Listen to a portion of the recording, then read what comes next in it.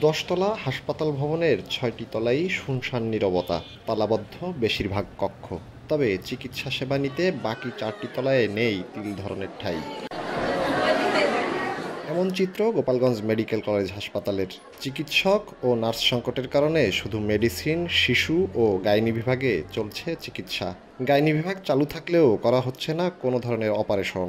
সংশ্লিষ্টরা বলছেন ৮১ জন মেডিকেল অফিসারের স্থলে কর্মরত ৪০ জন, আর ৩৬৬ জন নার্সের বিপরীতে আছেন মাত্র ৭২ জন।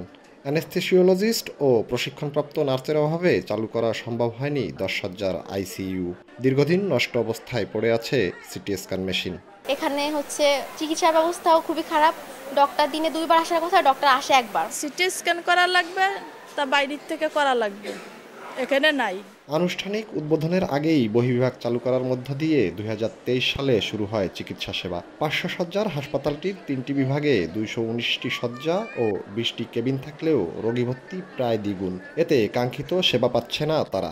এখানে আসে একজন সুস্থ হওয়ার জন্য, অসুস্থ হয়ে, কারণ যদি আমি হেনে বসেই অসুস্থ হয়ে যাই, তাহলে এখানে এই মেডিকেল দিয়ে লাভ কি? 5 দিন আইসি, বেড পাচ্ছি না, কষ্ট হচ্ছে আমাদের। হাসপাতালে এসে কি লাভ হয়েছে আমার যদি চিকিৎসা ভালো করে না হয়।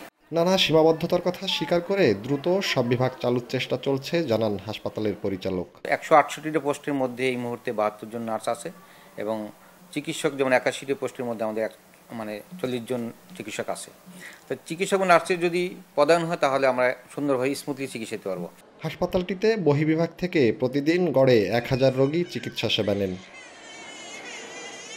জয়ন্ত শিরালি, সময় সংবাদ, গোপালগঞ্জ।